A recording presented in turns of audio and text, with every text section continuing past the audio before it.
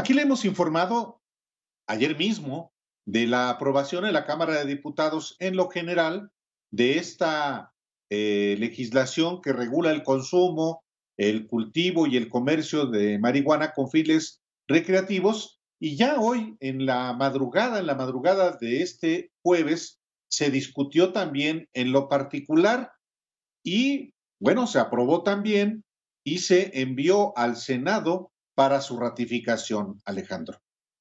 Bueno, esta legislación autoriza el consumo de marihuana con fines recreativos a personas mayores de edad, prohíbe fumar frente a menores, así como a consumir marihuana en escuelas, puestos de trabajo, en todos aquellos espacios donde se permite fumar el tabaco, como los restaurantes. Tampoco se permite afectar con el humo a terceros, con lo que a la práctica solo se podrá fumar o en casa o en lo que se llaman los clubs de cannabis o asociaciones de cannabis que a su vez también pueden sembrar.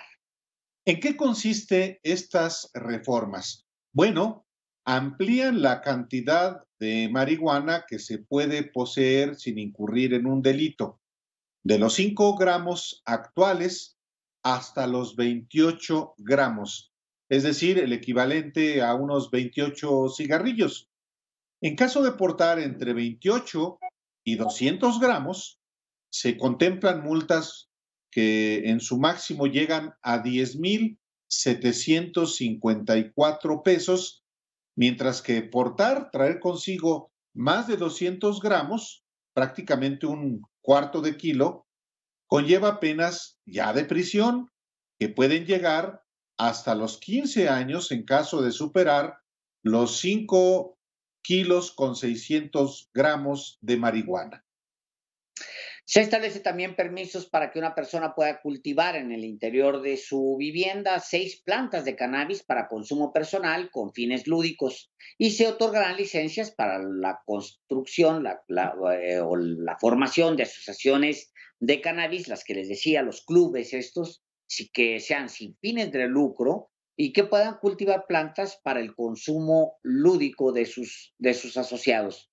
Y obviamente es una ley muy polémica, Álvaro. Hay posiciones muy encontradas entre los que la apoyan y dicen es por ahí y los que dicen no ha funcionado.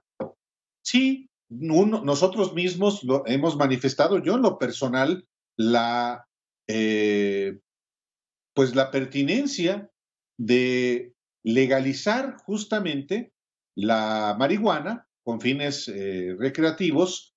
Hay, sin embargo, una oposición radical en México mismo, pero también por parte en algunos sectores de Estados Unidos, donde también ya se ha legalizado y pues es un asunto polémico y hay quienes tienen digamos, una visión porque muy peculiar porque se encargan justamente de combatir el tráfico de drogas y uno de ellos es una persona conocida aquí en el programa de los periodistas que hemos tenido oportunidad de platicar con él sobre varios temas. Me refiero a Mike Vigil, quien fue jefe de operaciones internacionales de la DEA y que tiene naturalmente una visión de lo que en Estados Unidos se ha hecho sobre la legalización de la cannabis y pues le damos la bienvenida a Mike para que pues nos brinde su punto de vista con la experiencia que tiene precisamente sobre esta reforma también que en México ya se aprobó en la Cámara de Diputados. Muy buenas tardes, Mike, bienvenido. Buenas tardes, muchas gracias. Gracias. Usted, obviamente, le pregunto, siendo en el pasado jefe de operaciones internacionales de la DEA, pues no verá con buenos ojos esta decisión que pues ha pasado ya al Senado de la República con modificaciones, pero ya pues será para muchos un trámite. Es decir, México ya dio el paso, Mike. ¿Cómo lo ve usted? Bueno, yo siempre me he oponido sobre de la legalización de la marihuana, porque no es una droga que es sana como mucha gente propone. Marihuana, el ingrediente activo que nosotros llamamos tetrahydrocannabinol o THC, en el tiempo que yo ingresé a la DEA, nada más era 1%. Ahora, ese ingrediente activo ha crecido a 30% de THC, que es muy potente. Cada cigarrillo de marihuana tiene 4 veces más carcinógenos que un cigarrillo de tabaco regular. Entonces, los experimentos de legalizar drogas siempre han fracasado. Por ejemplo, en Holanda tienen los cafecitos o los lugares donde puedes tomar café, coffee houses como le dicen, donde puedes comprar cantidades pequeñas de hashish y de marihuana. Entonces, el consumo y la adicción de la juventud en Holanda, en Ámsterdam, ha crecido a 350%. Enorme. Y aparte de eso, en Holanda hay varias organizaciones cuando legalizaron el hashish y marihuana, entonces se incrementó en una cantidad enorme las organizaciones criminales internacionales que ingresaron al territorio de Holanda para poder operar en ese país.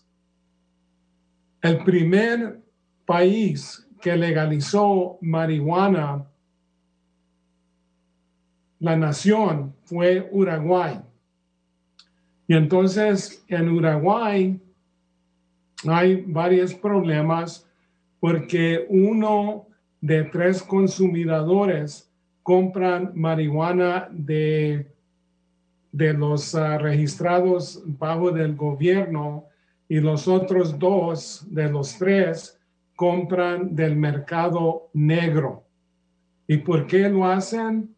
Porque tienen más acceso al mercado negro y aparte de eso, el mercado negro tiene diferentes variedades de marihuana y aparte de eso, muchos de los ciudadanos en Uruguay no tienen confianza en la policía porque piensan que si van a un lugar legítimo a comprar marihuana, que la policía los va a detener. Entonces prefieren comprar la marihuana del mercado negro. Y aparte de eso, desde que empezaron a legalizar marihuana, empezaron a trabajar grupos criminales para enviar grandes cantidades de cocaína de Uruguay a Europa. En Europa se han decomisado toneladas de cocaína y bajo de investigación resulta que salieron de Uruguay. Entonces tenemos a Canadá, que también legalizó marihuana y de todas maneras 80 a 85% de la ciudadanía que consume lo compra del mercado negro. Y el gobierno central en Canadá le pasó todo el asunto a las provincias. Entonces las provincias son los que están haciendo el reglamento para el consumo de marihuana. Y entonces cada provincia tiene sus diferentes leyes y es una cosa que no puede controlar ahora el gobierno central. Y aparte de eso, Quebec pasó legislación donde los compradores de marihuana tienen que tener 21 años de edad. Y eso deja a los que tienen 18, 19 y 20 para que, que van a tener que comprar marihuana en el mercado negro. Aquí en los Estados Unidos tenemos 15 estados que han legalizado marihuana en ciertas cantidades. Por ejemplo, en Colorado. Colorado dijo que iba a mermar el mercado negro de marihuana en ese estado y en deber de bajar el mercado negro se ha incrementado. Y el segundo objetivo de Colorado era que iban a tener más ingresos para el estado y los ingresos estatales de marihuana nada más son 1.18, que no son nada. Y aparte de eso, hay ciertos gastos por la legalización de marihuana de la policía, de accidentes fatales de tránsito, incidentes de intoxicaciones, incidentes o visitas de las salas de emergencia. Y por ejemplo, en 2000 hubo 575 individuos que ingresaron al hospital por intoxicación o sobredosis de marihuana. Y en 2016, eso incrementó a más de 3,000. Entonces, por eso me opongo de la legalización de marihuana con todos los problemas que tenemos con drogas y legalizar y tener un problema más mayor. Por ejemplo, en México, señores, el señor presidente y otros oficiales dicen que eso va a dañar a los carteles, pero eso no es cierto porque ahora los carteles la mayor parte de sus ganancias vienen de las drogas sintéticas, que son fentanilo y que son metanfetamina. Y aparte de eso, los carteles van a cultivar marihuana en lugares donde el gobierno central no tiene presencia. Pero ellos no necesitan marihuana. Tienen las drogas sintéticas, tienen cocaína, tienen heroína y aparte el robo de petróleo, extorsión, secuestros. Ahora están metiéndose en la industria de aguacate en Michoacán. Claro. Entonces, eso no va a mermar nada.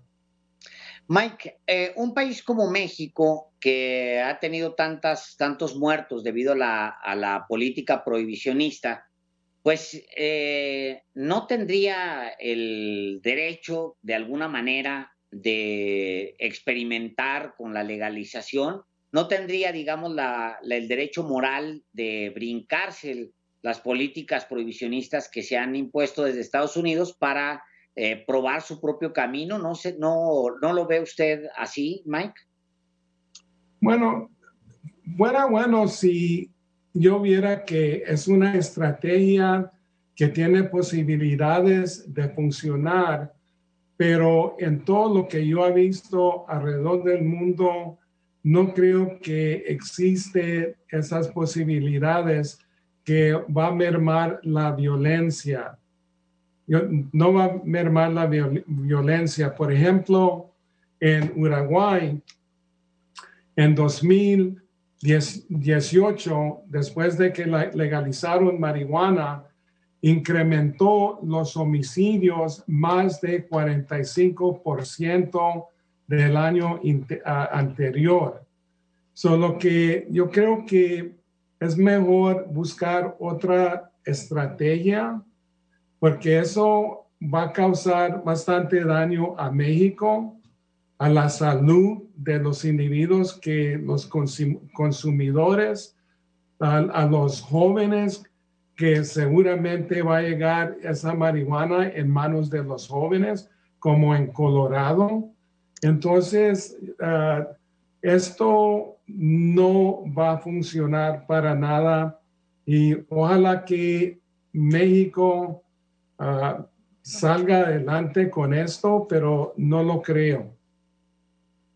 Sin embargo, en el esquema, justamente lo que se busca es no solamente legalizar la marihuana, sino también hasta el cultivo de amapola, que es una de las estrategias que también se tienen justamente para abatir, según esta lógica, la violencia que sobre todo ocurre en los lugares donde se cultiva esta planta, particularmente en el estado de Guerrero. Bueno, la violencia, la mayor parte de la violencia no viene en los lugares de cultivo. La mayor parte de la violencia viene de los carteles, por ejemplo, como el cartel de Jalisco, Nueva Generación, Sinaloa, los otros carteles que no son tan poderosos, por ejemplo, Tijuana, Juárez, La Línea, el Golfo, el cartel del Noroeste. Las guerras entre los carteles son los que generan casi toda la violencia. Y aparte de eso, ellos están peleando por control del mercado en los Estados Unidos. Y como dije, la droga que tienen más ganancias estos carteles es las drogas sintéticas. No van a mermar la violencia, con eso les garantizo. Pues vamos a seguir, Mike, sobre estos asuntos, si tú nos lo permites, y por lo pronto, muchísimas gracias por estar una vez más en Los Periodistas. Muchas gracias. Gracias. Muy buenas noches. Que pasen buenas noches. Igualmente, muchas gracias. Alejandro Páez Varela, vámonos a una pausa y volvemos.